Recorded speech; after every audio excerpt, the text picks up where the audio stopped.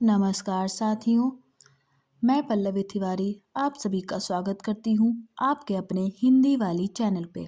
आशा करती हूँ कि आप सभी स्वस्थ एवं मस्त होंगे। तो चलिए शुरू करते हैं आज का दैनिक जागरण संपादकीय। श्रम उत्पादकता में सुधार का समय। उत्पादक क्षमता में विस्तार ही आर्थिक वृद्धि का आधार है। यह उत्पादकता पूंजी, तकनीक और श्रम बल जैसे पहलुओं के मिश्रण पर निर्भर करती है। इसमें भी श्रम महत्वपूर्ण अवयव है। श्रम से अन्य संसाधनों का उपयोग सुनिश्चित होता है। श्रम बल के उचित योगदान के अभाव में पूंजी और तकनीक जैसे अन्य संसाधन भी अभीष्ट की पूर्ति में पर्याप्त रूप से प्रभावी नहीं रह जाते। उत्पादक क्षमताओं की पड़ताल करें तो अंतर्राष्ट्रीय श्रम संगठन यानी ILO के अनुसार भारत की श्रम उत्पादकता प्रति कार्य घंटे 8 अमेरिकी डॉलर है, जबकि इसी पैमाने पर विश्व में सिरमौर लक्समबर्ग की प्रति घंटे श्रम उत्पादकता 146, आयरलैंड की 143, नॉर्वे की 93 और सिंगापुर की 74 डॉलर है। भारत की श्रम उत्पादकता G20 देशों में सबसे कम है। यहाँ तक कि मध्यम आय और उभरती हुई अर्थव्यवस्थाओं वाले मैक्सिको, ब्राजील जैसे देश भारत की तुलना में प्रति कार्य घंटे की कई गुना अधिक उत्पादन करते हैं। भारत सप्ताह में 46 से 48 घंटे काम करने वाले देशों में शीर्ष पर है, जो चीन और जापान से भी अधिक है। इसके परिणाम स्वरूप बहुत कम वेतन के बावजूद भारतीय अर्थव्यवस्था बेहद सीमित श्रमिक उत्पादन के कारण नुकसान उठाने के लिए मजबूर है। भारत इस मोर्चे पर बांग्लादेश, वियतनाम और चीन जैसे प्रतिद्वंदियों के मुकाबले कम प्रतिस्पर्धी है। इस स्थिति को सुधारने के लिए मोदी सरकार ने बीते नवंबर में श्रम सुधारों की दिशा में कदम उठाए हैं। देश में पहले 29 श्रम कानून थे जो जटिलताओं से भरे थे। औपनिवेशिक कार्य संस्कृति से ओतप्रोत ये कानून समय के अनुरूप सुसंगत भी नहीं हो पा रहे थे। इनमें 1436 प्राविधान, 181 फॉर्म, 8 अलग अलग पंजीकरण और 31 रिपोर्टिंग कसौटियां थीं। इसने जहां व्यापार सुगमता की राह बाधित की, तो श्रमिकों को अपेक्षित सुरक्षा आवरण से भी वंचित बनाए रखा। अब इन 29 कानूनों को 4 श्रम संहिताओं में समेट दिया गया है। इनमें वेतन संहिता 2019, औद्योगिक संबंध संहिता 2020, सामाजिक सुरक्षा संहिता 2020 और व्यावसायिक सुरक्षा, स्वास्थ्य और कार्य स्थितियां संबंधी संहिता 2020 21 नवंबर से प्रभावी हो गई हैं। ये सुधार अनुपालन के सरलीकरण, परिभाषाओं के मानकीकरण, कवरेज दायरे के विस्तारीकरण की राह पर बढ़ते हुए कामकाजी आबादी की वास्तविकताओं को ध्यान में रखकर ढांचागत परिवर्तनों की ओर उन्मुख करते हैं। इसमें उदीयमान गिग इकोनॉमी को भी जोड़ा गया है। उम्मीद है कि ये श्रम सुधार कार्य संस्कृति बदलकर श्रमिक सुरक्षा एवं देखा जाए तो श्रम सुधार कई तरीकों से उत्पादकता को बढ़ाने में प्रभावी भूमिका निभाएंगे, जैसे स्पष्ट रोजगार शर्तों के माध्यम से औपचारिक रोजगारों को इनसे प्रोत्साहन मिलेगा। एकल पंजीकरण, लाइसेंस और रिटर्न से व्यापार सुगमता बढ़ेगी और नौकरशाही के स्तर पर गतिरोध दूर होंगे।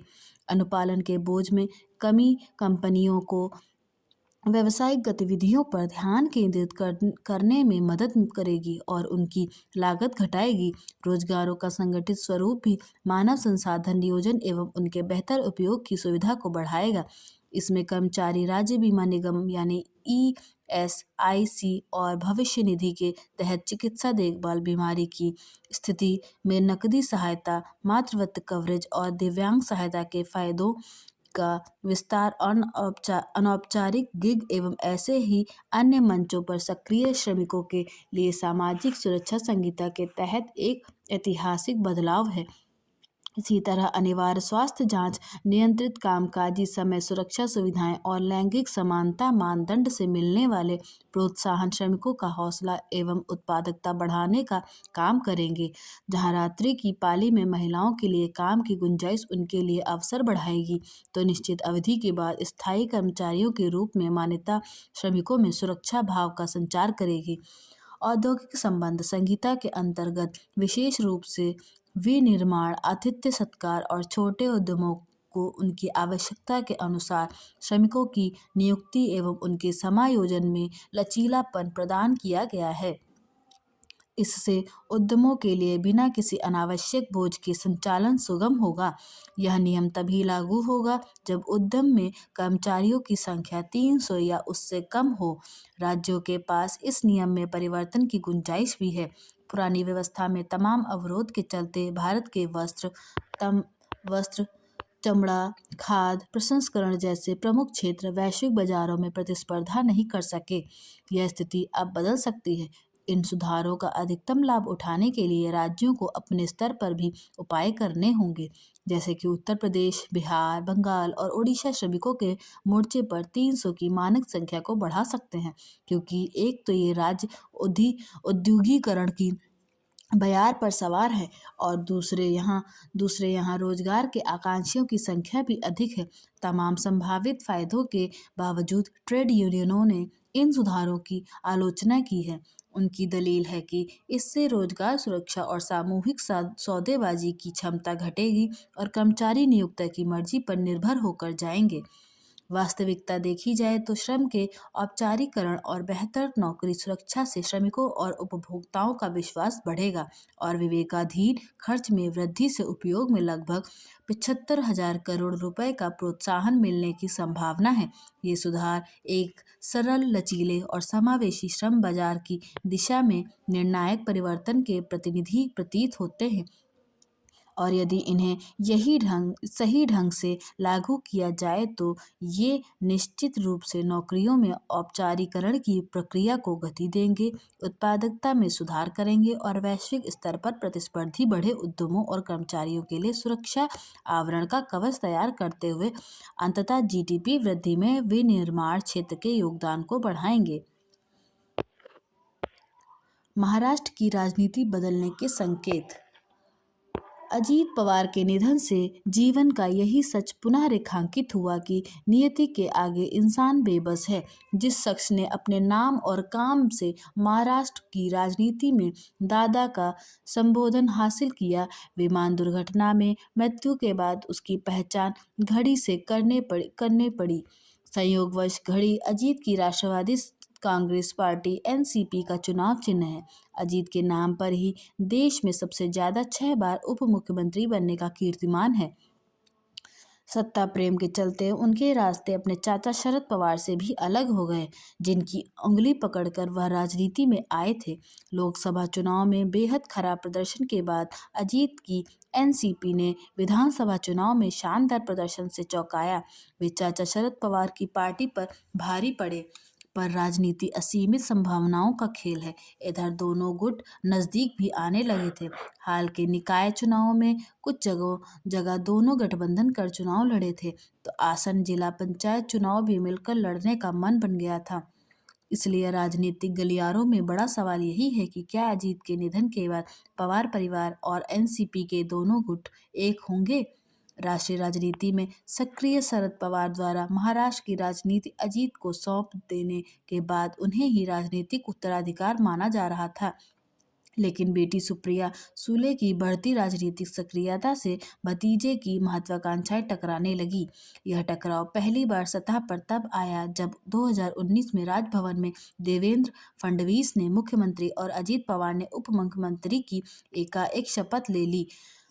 वह सरकार लगभग 82 घंटे ही चल पाई, पर उद्धव ठाकरे के नेतृत्व में बनी वैकल्पिक सरकार में एनसीपी कोटे से अजीत को ही उप मुख्यमंत्री बनाने से संदेश गया कि पवार परिवार की दरारें भर गई हैं। वह खुशफहमी तभी तब तक बरकरार रह पाई जब तक कि शिवसेना में विभाजन से एकनाथ शिंदे के नेतृत्व में भाजपा नई सरकार बनवाने में सफल नहीं हो गई। सरकार को विधानसभा में बहुत बहुमत प्राप्त था, फिर भी अजीत पवार एनसीपी तोड़कर उसमें उप मुख्यमंत्री बन गए। उसके मूल में अजीत के सत्ता प्रेम के साथ साथ शिंदे पर भाजपा का अविश्वास भी बड़ा कारक रहा। 2024 के चुनाव में 288 सदस्यीय विधानसभा में अकेले दम पर 132 सीटें जीतने के बावजूद भाजपा ने शिंदे और अजीत को उप मुख्यमंत्री बनाते हुए गठबंधन सरकार बनाई। दरअसल अपेक्षाकृत विश्वसनीय अजीत को भाजपा अति महत्वाकांक्षी शिंदे पर नियंत्रण के लिए भी इस्तेमाल करती रही। अब जबकि अजीत पवार नहीं रहे तो सवाल यही है कि क्या फडणवीस सरकार के समीकरण भी बदलेंगे। जाहिर है इन दोनों सवालों का सही जवाब पवार परिवार की राजनीति पर निर्भर करेगा। पवार परिवार और उसकी राजनीति को जानने वाले मानते हैं कि पिछले विधानसभा चुनाव में मराठा राजनीति जिस तरह हाशिए पर खिसक गई है, उसके मद्देनजर खोया हुआ रुतबा पाने के लिए एनसीपी के दोनों गुटों के समक्ष एकता के अलावा कोई विकल्प नहीं। बेशक बेहतर पारिवारिक समझदारी इसमें मददगार होगी, लेकिन राजनीतिक सत्ता का बंटवारा तो करना ही पड़ेगा। आखिर विधानसभा चुनाव में चाचा पर भारी पड़े भतीजे का पवार परिवार राजनीतिक सत्ता में अपना हिस्सा क्यों नहीं चाहेगा। भाजपा को स्वाभाविक ही अजीत की पत्नी सुनेत्रा या दोनों बेटों पार्थ और जय में से एक को उप मुख्यमंत्री बनाने में भी कोई रणनीतिक समस्या नहीं होगी, लेकिन बिना करिश्माई नेतृत्व के वह व्यवस्था कितनी लंबी चल पाएगी। बेशक प्रफुल्ल पटेल और सुनील तटकरे जैसे नेता भी हैं, पर 2029 में जब लोकसभा और विधानसभा चुनाव होंगे तो एनसीपी के अजीत गुट को चुनाव जिताऊ चेहरा चाहिए होगा। ऐसे में जीवन के संध्या काल में खड़े शरद पवार को परिवार की सत्ता महत्वाकांक्षाओं में तर्क सम्मत संतुलन बिठाना होगा। सबसे अहम होगा एकजुट एनसीपी का नेतृत्व। खुद मार्गदर्शक की भूमिका स्वीकारते हुए शरद पवार अपनी बेटी को दिल्ली और अजीत के परिवार को द्वारा चुने गए उत्तराधिकार को महाराष्ट्र की राजनीति सौंप कर एकता का फार्मूला निकाल सकते हैं। लेकिन एकजुट एनसीपी की राजनीतिक राह चुनना दूसरी बड़ी चुनौती होगी। क्या बुजुर्ग पवार अपने भतीजे के परिवार और बेटे को सत्ता राजनीति में स्थापित करने के लिए विपक्षी मोर्चे INDIA का मुंह त्याग कर राजग में शामिल होंगे। वैसे भी भाजपा के शीर्ष नेतृत्व में शायद ही कोई ऐसा हो जिससे पवार का सीधा संपर्क और संवाद ना हो। पवार तो कहे भी पावर प्लेयर जाते हैं। अगर एकजुट एनसीपी राजग में शामिल होती है तो न सिर्फ महाराष्ट्र में सत्ता के माहिर सौदेबाज एकनाथ शिंदे पर भाजपा की निर्भरता समाप्त हो जाएगी, बल्कि आगामी लोकसभा चुनाव में देश के दूसरे बड़े राज्य से ज़्यादातर सीटें जीतकर अपने दम पर बहुमत हासिल करना भी आसान हो जाएगा। अगर राजनीतिक महत्वाकांक्षाओं के टकराव के चलते एनसीपी के दोनों गुट एक नहीं हो पाए तो ज़्यादा संभावना देर सबेर अजीत गुट के भाजपा में विलय की रहेगी, क्योंकि उसके 41 विधायक अगले चुनाव में भी जीत कर विधानसभा में लौटना चाहेंगे, जिसके लिए बड़े दल या नेता का नाम चाहिए। सामाजिक सुरक्षा का बड़े दायरा। केंद्र सरकार ने गरीबों और असंगठित क्षेत्र के श्रमिकों को वृद्धावस्था में पेंशन की सुविधा मुहैया कराने वाली अटल पेंशन योजना को वर्ष 2030 से 31 तक जारी रखने का निर्णय लिया है। अटल पेंशन योजना का उद्देश्य असंगठित क्षेत्रों के कामगारों जैसे मजदूर, घरेलू कामगार, छोटे दुकानदार, ड्राइवर, फेरी वालों, रेहड़ी पटरी वालों को वृद्धावस्था में निश्चित मासिक पेंशन उपलब्ध कराना है। जिन श्रमिकों के पास नौकरी के बाद पेंशन कोई इंतजाम नहीं है, उन्हें इस योजना के अंतर्गत 60 वर्ष की आयु के बाद 1000 से 5000 रुपये तक की गारंटी वाली मासिक पेंशन मिलेगी। यह रकम उनके द्वारा चुनी गई पेंशन राशि और जमा अंशदान पर निर्भर करेगी। 19 जनवरी 2026 तक 8.66 करोड़ से ज़्यादा लोग इस योजना से जुड़ चुके हैं। स्पष्ट है कि असंगठित क्षेत्र का दायरा न केवल व्यापक है बल्कि पूरी तरह असुरक्षित भी है। वर्ष 2019 के आर्थिक सर्वेक्षण के अनुसार भारत में कुल कार्यबल का 93% हिस्सा असंगठित क्षेत्र का है। वहीं नीति आयोग द्वारा नवंबर 2018 में जारी किए आंकड़ों के अनुसार कुल कार्यबल का 85% मानव श्रम असंगठित क्षेत्र में कार्यरत है, जहां श्रमिकों को नौकरी की सुरक्षा, मासिक वेतन, छुट्टी या चिकित्सा सुरक्षा ESIPF जैसी सुविधाओं का लाभ नहीं मिलता। भारत की अर्थव्यवस्था में असंगठित क्षेत्र का योगदान अत्यंत महत्वपूर्ण है। इसके बावजूद इसकी रक्षा के लिए कोई ठोस प्रावधान नहीं किए गए। किए गए हैं। ऐसे में यह योजना करोड़ों लोगों के लिए सम्मानजनक वृद्धावस्था की गारंटी बनकर उभरी है। इसके विस्तार से सबसे बड़ा लाभ असंगठित क्षेत्रों में कार्यरत करोड़ों श्रमिकों को होगा, जिनके पास नियमित आय या पीएफ जैसी सुविधा नहीं। वहीं जो लोग बुढ़ापे में अपने परिवार या दूसरों पर निर्भर नहीं रहना चाहते हैं, नियमित मासिक पेंशन से उनकी बुनियादी जरूरतें पूरी होंगी। देश में असंगठित क्षेत्र में काम करने वाले श्रमिकों की संख्या में तेजी से वृद्धि बुढ़ापे में पारिवारिक उपेक्षा एक गंभीर सामाजिक और आर्थिक चुनौती है। यह स्थिति कार्यबल के एक बड़े हिस्से को असुरक्षित भविष्य की ओर धकेल रही है। अटल पेंशन योजना को 2030 से 31 तक जारी रखने का निर्णय दर्शाता है कि सरकार वर्तमान ही नहीं बल्कि भविष्य की सामाजिक सुरक्षा को भी प्राथमिकता दे रही है। देश की सामाजिक सुरक्षा व्यवस्था और आर्थिक स्थिति को मजबूत करने की दिशा में उठाया गया यह कदम दूरगामी सोच का प्रतीक है। हालांकि कम जागरूकता, सीमित पेंशन राशि और महंगाई के अनुरूप पेंशन में संशोधन न होने के कारण निम्न आय वर्ग के समक्ष कुछ समस्याएं भी हैं, जिस पर सरकार को ध्यान देने की आवश्यकता है। संस्कृति के विरुद्ध लिव इन संबंध। सवालों के घेरे में लिव इन संबंध शीर्षक से प्रकाशित आलेख में ऋतु सारस्वत ने कहा है कि लिव इन रिलेशनशिप हमारे देश की विवाह परंपरा का हिस्सा नहीं है।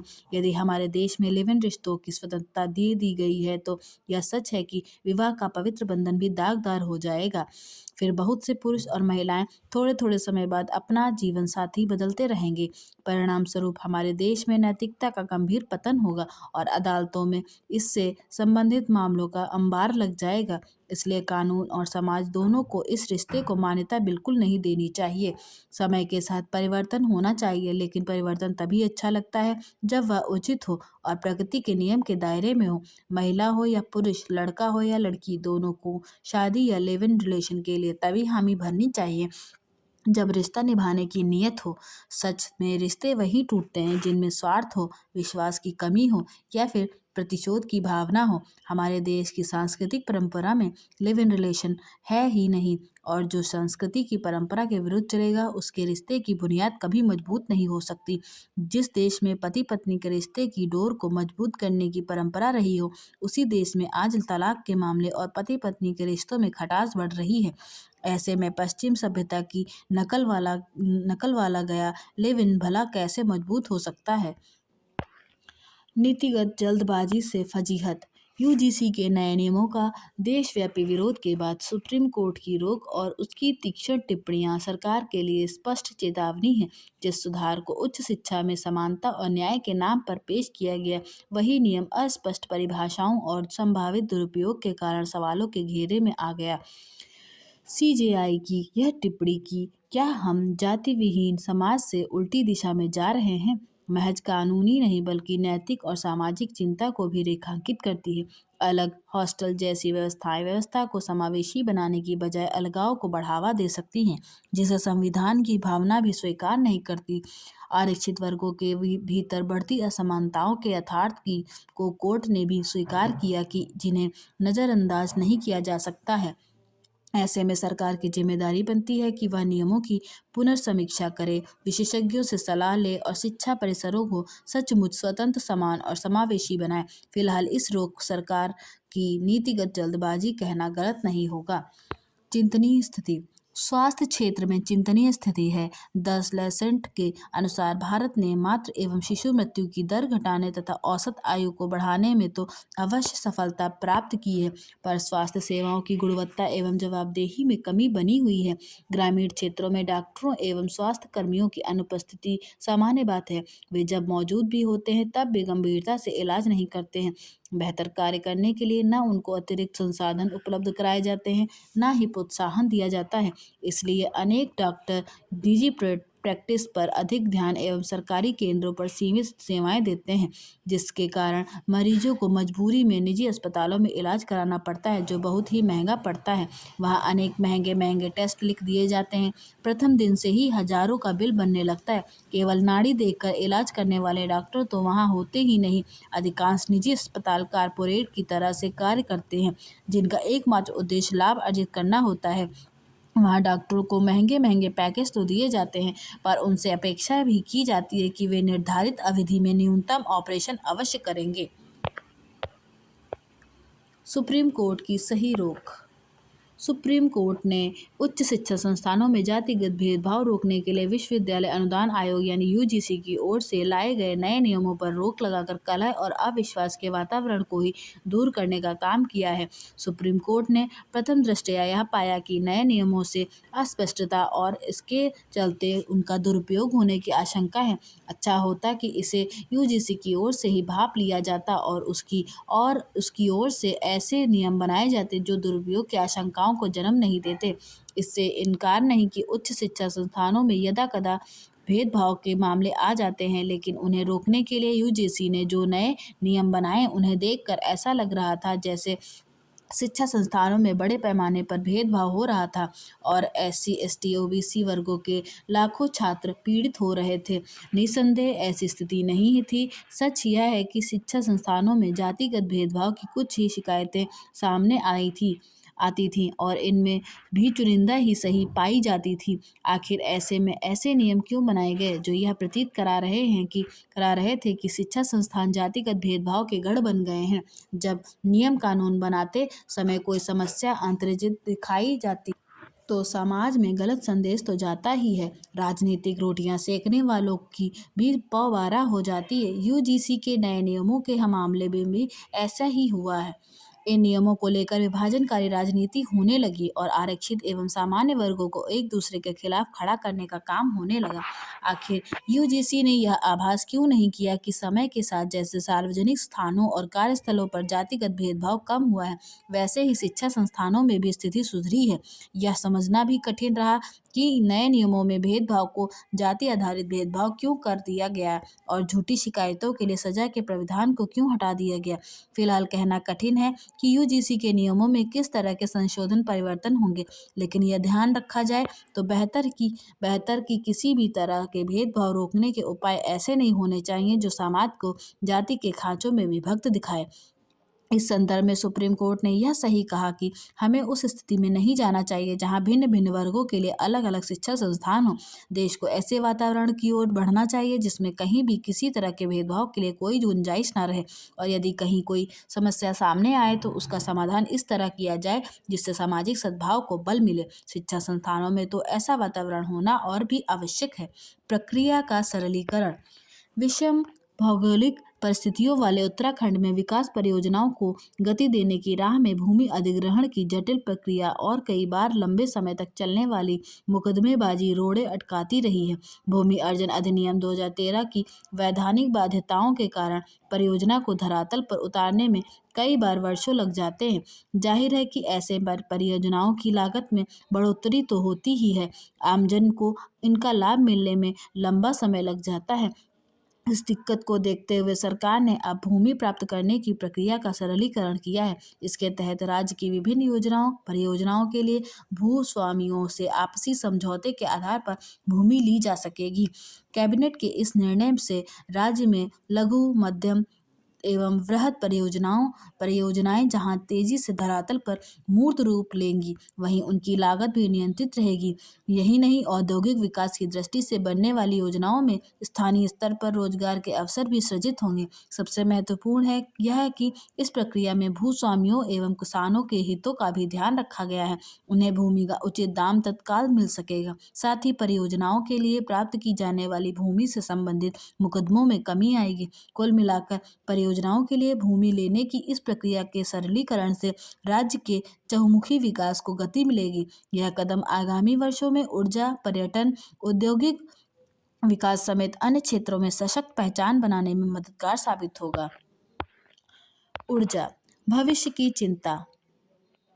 अक्सर लोग असफलता के लिए अपनी निजी परेशानियों को दोष देते हैं, अतीत की कमियों और भविष्य की चिंता में उलझे रहते हैं। यह स्थिति उन्हें बड़े फैसले लेने और आगे बढ़ने से रोकती रहती है।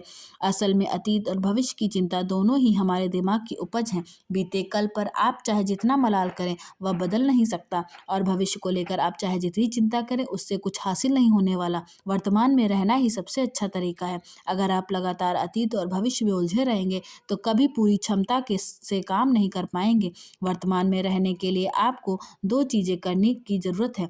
पहला, अपने अतीत को स्वीकार करें। बीते कल को देखने का सबसे अच्छा नज़रिया यह है कि आप बस ये देखें कि पहले की तुलना में आज कितना आगे आ गए हैं।